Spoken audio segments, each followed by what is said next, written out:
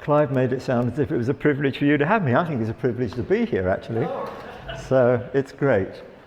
This last weekend I was up doing a conference in Warrington, and they thought they were just going to get churches together in Lymm, that area, and they ended up with people from everywhere. Not huge numbers, but people from Rochdale and all over the place. So it's nice to meet people who seem to know each other already, which is really good. And it's great to have people from churches together here as well. Just let me say a little bit about my connection with churches together. For 8 years I was the national president alongside Justin Welby and Cardinal Vincent. They always used to joke that Justin got the Anglicans, Vincent got the Catholics, and I got everybody else. So the Methodists, the Baptists, United Reformed Church, Salvation Army. But it was an interesting time for me because during those 8 years we did have lockdown, which was quite interesting, because the Catholics thought all the buildings should stay open. The Anglicans decided that actually the church wasn't the building, so they were quite happy to have them shut. And the people that I was looking after were split right down the middle. Some said we've got to stay open, some said we've got to be shut. So it was a very interesting time. But the other thing that was really interesting, from almost day one, I had denominational leaders saying to me, the great thing about this group is we can all learn from one another. And I must say, after 8 years, I don't think anything had learned anything from one another. I think they'd learnt a lot about one another, which is actually very different. And it made me realize that in Britain we can be very polite, you know. It's so nice that you do that, but actually we don't actually embrace each other's good ideas. We don't even engage with each other on deep conversations sometimes about how things ought to be. And I felt that in some ways the kind politeness that we have could actually really hold the church back. I called the book Is Kindness Killing the Church? But I know the church is not going to get killed, but I do think that sometimes our politeness can actually hold us back when there are times when we do need to have some pretty strong discussions. I look at the Bible and I discover that when they found that they disagreed on something, instead of saying you go your way, we'll go ours, they actually had a meeting to try and thrash it all out. So in some ways tonight we're going to be looking at some of the things that maybe the church should be engaging on a little bit more deeply to find out where we stand. But I'm going to talk about it in the context of culture. And I'm going to give you a little bit of a background first, and then I'm going to talk a little bit more widely. I think we all know that at the end of Matthew's Gospel, there's a statement that is really clear, which is about sending us out. It says, and let me just read it to you so we've all got it clear in our minds. It says this, therefore go and make disciples of all nations, baptizing them in the name of the Father and the Son of the Holy Spirit, and teaching them to obey everything I've commanded you. And surely I'm with you always to the very end of the age. Now, we pick this up very often as if it said, go and make disciples from all nations. Now, not all denominations think that way. Catholic Church, for example, thinks very much about making disciples of nations. And that was something that was very clear in the early days. They got very excited, for example, when Pope Leo withstood the hordes that were trying to get into the gates of Rome and actually was able to unify the church on that basis, and saw themselves very much as actually discipling nations. And out of that concept, we got Christendom, okay?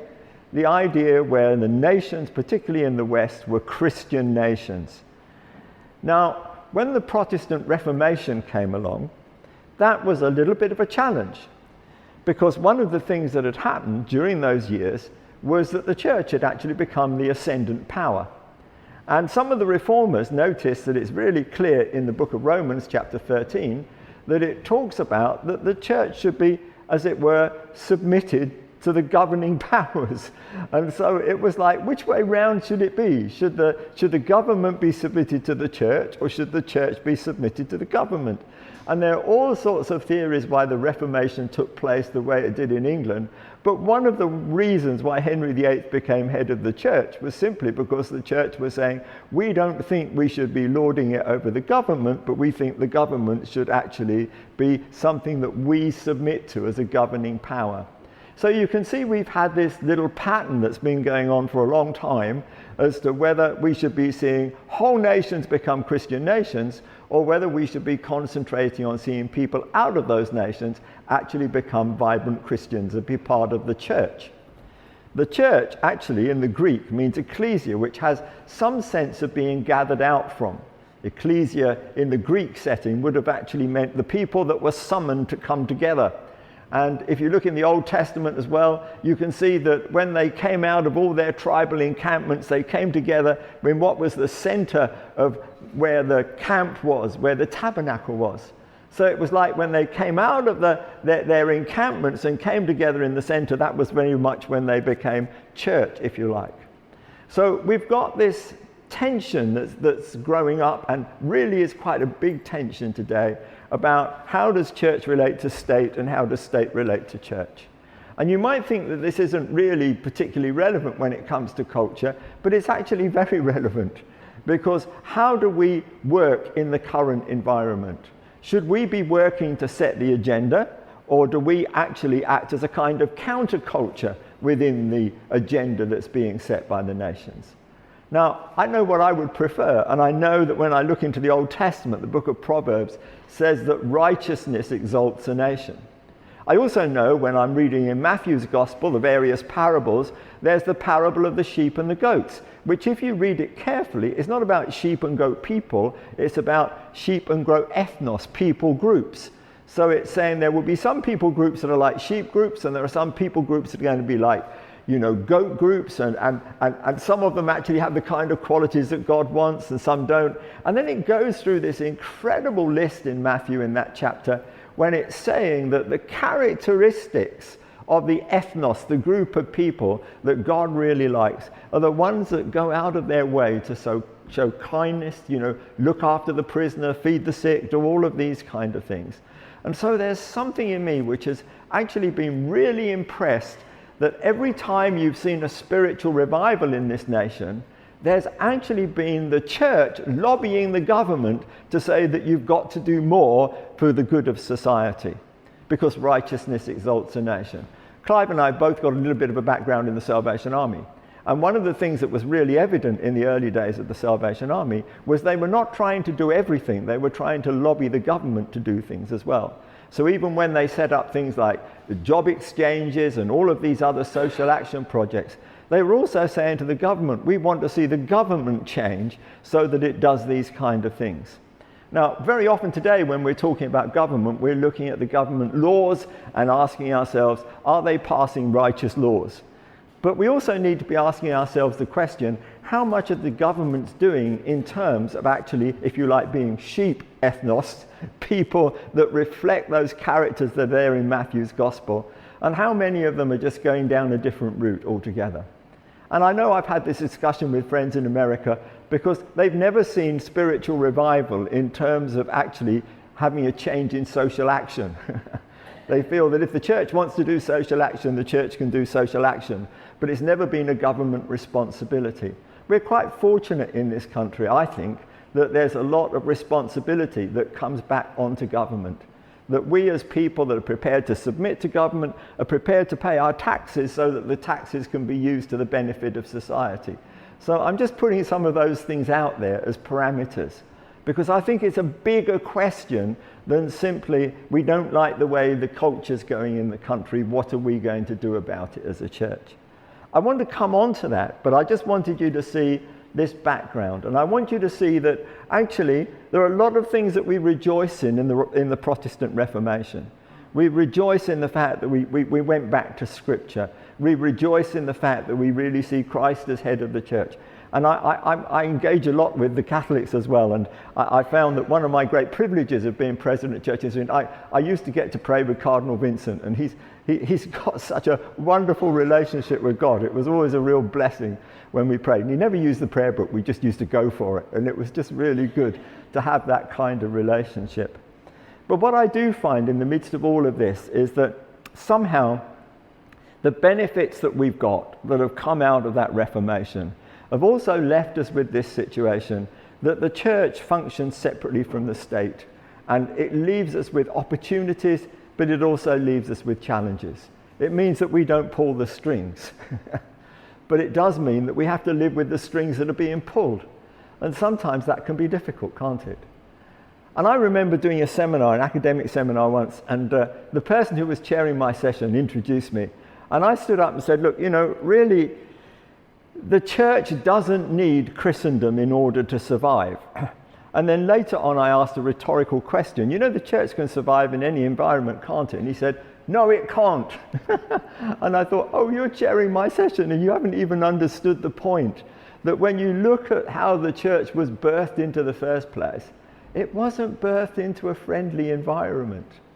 It was birthed into an antagonistic environment. The Jewish population wasn't too pleased that they were announcing a Messiah that didn't quite fit their expectations. But when they went to the Gentile world, you don't see Paul actually trying to win nations. You see Paul actually trying to win individuals. And he expects there to be reaction. And he actually sees the church as being a group of people that are like summoned out in the midst of a community. He would always start by going to the synagogue, because that was his own background. He had a Jewish background. And a synagogue is not necessarily a building. It's just a gathering of Jewish men and women brought into that company. And he would go to those places. The only place he didn't really fascinates me was Philippi, when he went to find some women to pray with at the river. Which I think, didn't they have a synagogue there? I don't know. But I love the fact that he went to pray with some women at the river. I think that's really great. But you can see that what Paul was doing in this was he was seeking to raise up a group of people that were like summoned out from the midst of the citizenship in order to be a testimony in the midst of the nation. And this is something that I think we need to be picking up on. I know we've got some big challenges out there, but one of the things that very often comes across, if you ask people out there what they think about the church, do you know most people will know what the church is against? They'll give you a list of what we're against. Oh, well, we know what the church is against. It's against this, it's against that, it's against the other. But a lot of people don't know what the church is for. And somehow we've got a reputation that causes people to think about what we're against more than actually thinking about what we're for. And this challenges me. It makes me really think, how are we communicating? One of the things I was doing the other Sunday, I was looking at the account in Luke's Gospel about Jesus on the night that he was betrayed. And you know what happens? He breaks the bread. He tells them that it's a new covenant. After 500 years of waiting, after Ezekiel and Jeremiah both prophesied there was going to be a new covenant, Jesus actually announced it in the upper room. This is the new covenant. And they must have been shocked, because the new covenant was a promise from God that the laws that they'd been carried around in a box for years were going to be written on their hearts and on their minds. And it was also a promise from God that the heart of stone was going to be taken out and they were going to be given a new heart. So it's like, wow, this is incredible. This is like a real transformation. We're going to be different people because we're going to have God's law on the inside of us rather than on the outside of us. But then in that Luke account, he goes on and he talks about the fact that they need to open their eyes to the fact they've got someone in their midst who's not whom he seems to be. And it's incredible that for 3 years, Jesus had shown such an attitude towards Judas that the other disciples didn't notice he was taking money out the bag. They didn't even realize he was the problem. And when Jesus said, "One of you amongst me is going to betray me," they all looked at each other saying, well, who could that possibly be? No one went, "Oh, we all know who that is. That's Judas. He's been taking money out the bag all along. Look at him. He's a rogue." But they looked at each other doubting. And then they got into a discussion as to which one of them was the greatest. And Jesus had to remind them, as he'd said before, that the one who serves is the greatest. But then there's something extraordinary that happens. He talks to Peter and he says, the disciples are going to be sifted. It's like Satan's going to sift you. And he said, "But Peter, I prayed for you that your faith doesn't fail." And then he tells them something which is quite shocking. He says, when I sent you out and said that, don't take anything with you, did you lack anything? They said, no. He said, now it's different. I want you to sell your cloak and buy a sword if need be. And you think, hold on a minute, this doesn't sound like Jesus. Telling them to sell cloaks and buy swords. And I don't know where they got a sword at that time of night. I think they must have found them somewhere in the upper room. I'm sure they didn't have them tucked up their jumpers, just waiting for this moment when Jesus said, "Where's the sword?" But what it speaks to me about is really clear. Jesus was saying to them, this night is going to be a night like no other night. You know, you went out there on the streets, you preached for me, you healed the sick, you even raised the dead. You did all of these incredible things, but tonight's not going to be like that night. On those occasions, you didn't need money in your purse because people were generous to you. You know, you didn't need second rounds of clothing. You didn't need even food because people were generous to you. You didn't even need to worry about your cloak. You could have all of those things, but tonight it's not going to be like that. He was warning them that basically a gang was going to come in order to arrest him. And he wanted them to be ready for what they were about to face. But when Jesus talked about a sword, it was just symbolic really, because when Peter gets the sword out, and he proves to be an absolutely hopeless swordsman. I don't know what he was trying to do when he cut off the high priest's ear. If he was trying to decapitate him, he must be the worst swordsman out there. But I'm sure if he had, Jesus would still have done something to put the situation right. But I've often thought now that actually, one of the things I've noticed about Jesus is that he always dealt things by the word of his mouth. It was the things he said that solved the problems. It was the word he spoke that changed the situations. And when you get into the book of Revelation, you see that he's going to win battles with the sword that comes out of his mouth. And all the medieval paintings actually present that as if there's a great big sword coming out of his mouth. But actually what John is really saying is he's going to win battles by the words that he speaks. And I think that really this is what God wants to say to the church today. You're going to win your battles not by using weapons of warfare that you might think the world might use. You're going to have to win battles with your words. And you've got to be careful with your words too. Because I think if the church misspeaks, it's actually going to be cutting off the ears of those who ought to be listening, if I can put it like that. And when you think about it sometimes, and the church is expressing itself badly to the world says, we don't want to listen to you anymore. We can't listen to you anymore. And, you know, Jesus almost needs to heal their healing so that they can recover from some of the things that the church says. So when I was looking at that, really spoke to me. I thought, you know, somehow the church is going to have to win some big battles because we're coming up against some tough things. When Jesus might need to be saying to us, it's not your cloak you need tonight, it's your sword, but it's that sword that comes out of your mouth. It's that word that you speak. And we've got to become good at speaking the right words rather than just letting loose with any word, you know? Sometimes I think when the church speaks, it could possibly be doing more harm than good. As I say, everyone knows what the church is against, but no one knows what the church is for. And sometimes we don't express ourselves as well as we could. Most of the people out there in the world, if you say, why does the church think that? They would tell you that it's because we feel more comfortable living in an environment where everything lines up with what we like. And it's sort of true, isn't it? We would like to live in a world where everything lines up with what we like. But we don't need a world that lines up with everything that we like in order to live a Christian life. What we need to see is the world lining up to what God wants because it's better for the world. And somehow we're not communicating that as well as we should. You know, there are plenty of things that we could point to in history, point to in scripture, point to practically. It's incredible. I have a medical background. I started off to do medicine and dentistry. I ended up doing dentistry and I practiced for 20 years in the NHS whilst I was planting churches. But I know that in the medical world, everything has to be evidence-based. You can't just say, oh, let's try this. It has to be evidence-based. When it comes to sociological change at the moment, we make massive changes without any evidence to back up the reason why we want to make those changes. And there are things that we could do as the church where we could actually have sensible conversations with people which go along the lines of, have you thought through the consequences of this? This is one of the things I actually think that some of the discussions that have been taking place in the euthanasia debate have actually been getting quite sensible. They're actually been looking at what are the consequences here, what are the consequences there. And somehow we're actually getting, many Christian MPs are trying to make their fellow MPs think. And I think this is something that is so valuable, that if we can make people think. When it comes to dealing with individuals, yes, we have to be gracious. You know, it's not the victim that we should be lecturing.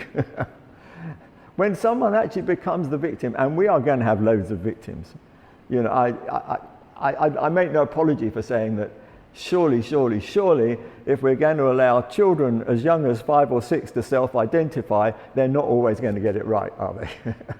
And what kind of consequences are we going to have when they're trying to sort that out? I still remember soon after I did my doctorate, someone else came up with an idea that they'd like to do a doctorate that looked at people that had had a gender-altering surgery but would like to have a reversal.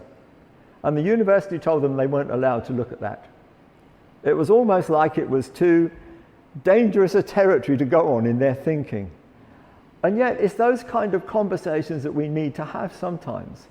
Not because we want to be just coming with a stick to poke at people, but we do want to see righteousness exalting a nation.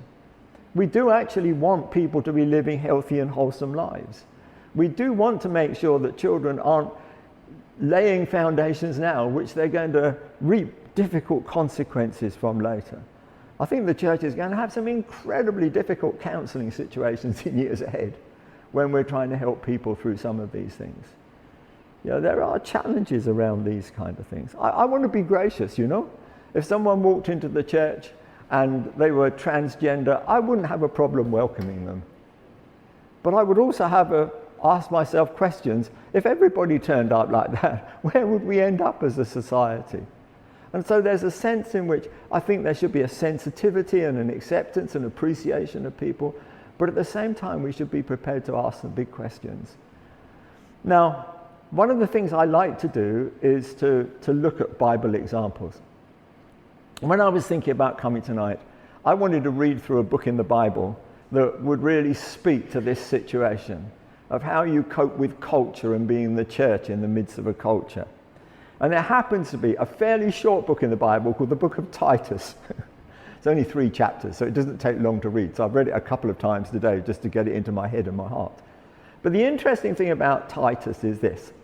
It was a letter that was written by Paul the Apostle to a young man who he'd asked to go to Crete to do the follow-up to an evangelistic campaign.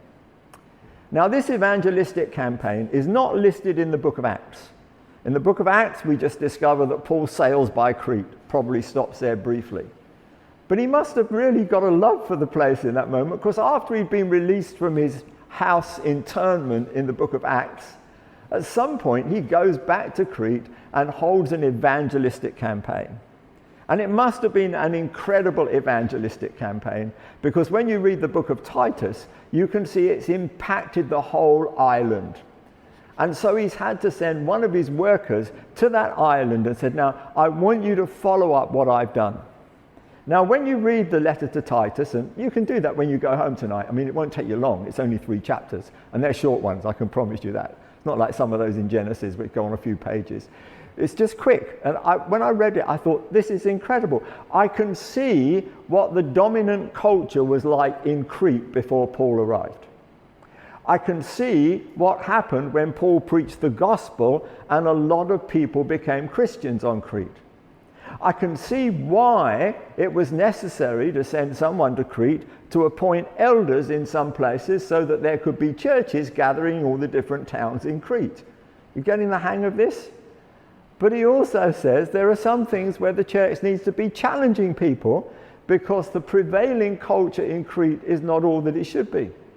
Mediterranean climate, lazy lifestyle, people have become, let's say, a little bit gluttonous, a little bit lazy, and he didn't want the church to just be absorbing the culture of Crete. He wanted the church in Crete to be relevant to Crete. He wasn't coming and saying, you've got to adopt a completely different culture. You know, you people living on Crete, you've all got to live like Jews or something like that. In the old days, you know, when missionaries went overseas, sometimes they got a bit confused as to whether they were bringing Christianity or the culture. But it doesn't do that when you read the Titus letter. But it does say, look, you know, there are things that you've got to challenge in society. And there are three things that come out. First of all, you need to appoint role models. So he said you need to have people in every one of these towns who are elders, people that can take the weight, can take the responsibility, and can set an example. And it gives a list. You know, they might have had drink problems on Crete, but you couldn't have drink problems in the church. They went through the list. Make sure your role models are good role models. That was the first thing he's saying. The second thing he says is this: make sure that you teach people the truth. Because in many ways, we're not great at teaching in our churches. You know? In fact, very often we think we've got to have a separate discipleship program because we don't know how to use the Sunday services in order to actually teach people. But he said, make sure you teach people. And he said, teach them how to live. Don't just teach them theology. teach the wives how to be good wives and to actually help young women. You know, teach the men to be good, strong role models and to teach the men. Teach people to actually live lives that speak for the gospel. And then the other thing he says, and not only just teach them, but make sure that they live as role models like that. Now, all of this leads me to think that perhaps this is the biggest challenge for the church today. I'm going to tell you something which in some places would be quite difficult to say. It might be a little bit difficult to say here, but when I was a student, and I was at medical school, all right, there was a whole bunch of us who really felt that we'd like to actually serve God overseas in countries where there's not a Christian majority. That's what we thought. We were looking at opportunities where we could probably go to some of these difficult countries, do some medical work, but also have the opportunity to share the gospel. In fact, my wife and I ended up not looking at going there. We're going somewhere else. But one of the things as students that we were saying was, as we were praying about this, about going overseas to serve, we had this idea. Now, this was back in the 60s, all right? A bit of a giveaway as the fact I'm not quite as young as I look, actually. But as a student back in the 60s, which some of you weren't even around for, we actually started praying, Lord, instead of ones and twos going there, wouldn't it be a good idea if they came here? Now, this is where someone said to me, so it's all your fault, is it? You know, you're responsible for the whole immigration challenge in the nation. And the answer is no, not really, because I think this nation probably did enough in its colonial days to mean that we've got an immigration challenge today. It's not surprising, really. If you take territory somewhere, somewhere's going to come back. So we've got an immigration challenge. But that was only half our prayer, that the people had come here. The other half of the prayer is that when they arrived here, instead of just meeting one or two Christians as they might have met in their country, they'd actually meet a vibrant church. And that vibrant church would have an impact. Because Jesus didn't say, you know, by this shall all men know that you're my disciples, in that one or two of them love me. It was that they love one another. And it was this sense of a loving, caring community that we wanted people to meet with. I remember the first time I went to Nigeria, I was getting off the plane, I was walking down that sort of tube bit that they attach to the plane so that you can, well, you don't always get that. You know, I stood and froze at Heathrow the other morning because they never sent the bus to pick us up. They parked the airplane a long way away from the terminal and didn't send the bus. And we were all standing waiting to be picked up. But anyway, Nigeria, they had this tube thing that you walk down. I got to the end of the tube bit and there was this sign saying, "Welcome to Nigeria, the land of a passionate people." And I thought, oh, that sounds interesting. Then we get outside the airport, we're being driven to where we're staying, and I saw these two people having what looked like a ferocious argument on the pavement. And I said to someone, "What are they arguing about?" And they just looked at me and said, "Arguing? They're just having a conversation. And I thought, that's what a passionate people is, isn't it? It's where actually, and then actually I went to this church and they did a drama, okay? Now, if you did the road to Emmaus in your church, that moment when they recognized Jesus, they'd have gone, oh, it's Jesus. But it was, it's Jesus. It was absolutely amazing, really.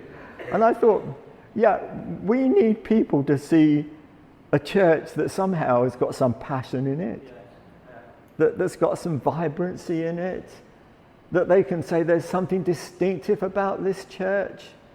And that's what I've been praying for, It's like half the prayer got answered. We got the immigration, but we haven't actually got the vibrant church that's convincing people that the church is where they ought to be. And then we get worried about where society's at, and somehow we should be change agents in society. I once gave a book to a prisoner, and I followed it up, and I said to him, I might have told some of you this story before because it really, really made me laugh. I said to the prisoner when I saw them again, I said, what did you read? He said, well, last 2 pages, of course. I said, why did you read the last 2 pages? He said, oh, you've never been in prison, have you? I thought, no, that's true. All the books in the library, you can never find out in the thrillers who done it because they ripped the last 2 pages out. So he said, I wasn't going to let that happen this time, so I've read the last 2 pages of the Bible. And I thought about it for a moment. I said, actually, that's not a bad place to start. Because when you read the last 2 pages of the Bible, you find out what the church is ultimately going to be like. You see the bride coming down from heaven. Oh, okay. So you can look up at this city and you can see what the foundations are. That's a bit rare, isn't it? You can't normally see the foundations of a city. But when the heavenly Jerusalem is coming, you see, oh, look, the foundations. Oh, look, they're gemstones. And the apostles' names are on those walls. And then when it's coming down, you can see the brightness of this. You think, wow, this is incredibly bright. And then, quite amazingly, you see the gates are open. Takes me back to lockdown, There were the Anglicans saying, shut the doors. Catholics saying, open the doors. I've got people saying to me, we need to open the doors. And sometimes I was tempted to say, how widely are you going to open them this time? Because I don't think you've ever really opened your doors very widely before. If it's just to let the usual people back in, maybe if the walls were a bit stronger, you could be more confident about opening up the walls. And then incredibly, it talks about a river of life that flows through this new Jerusalem. I can tell you something about the existing Jerusalem. It is one of the most water-deprived cities on earth. Even in the old part of the Bible, David was talking about, there is a city, the streams whereof make glad the city of God. And he'd obviously thinking about the heavenly Jerusalem, because there's no rivers in Jerusalem. There's 2 pools, Bethesda and Siloam in the Bible, and even the Kidron Brook doesn't run through Jerusalem now. So, but in the heavenly Jerusalem, there's this river of life that flows through. And it's a picture of what the church should be like.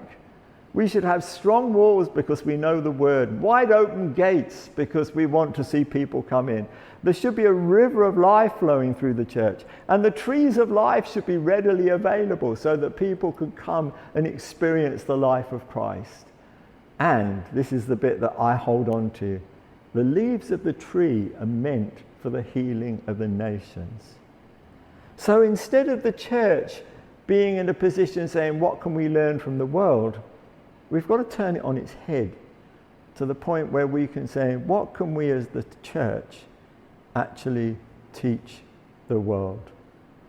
And I look back to what was said in Genesis, that when Abraham was chosen, he was told that through him, all the nations of the earth were going to be blessed. And when I'm looking at Jerusalem, I don't know what you're thinking, but to me, I'm looking for God to bless the nations. I'm looking for God to bless the nations.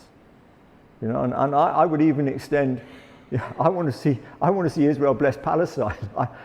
I know with the traumas and everything else, but I want to see the nations of the earth blessed. And so I'm sharing that. I know these are some of the big issues that we face in this country at the moment. Things that are being passed as laws that we don't feel comfortable with. Immigration situations that seem to be out of control, and we're working how to handle that. But I do think these are things where the church can have a voice. But I also think that what Paul did in Titus was to say, look, we need role models. We need to be able to teach. And we also need to be a church that can set an example.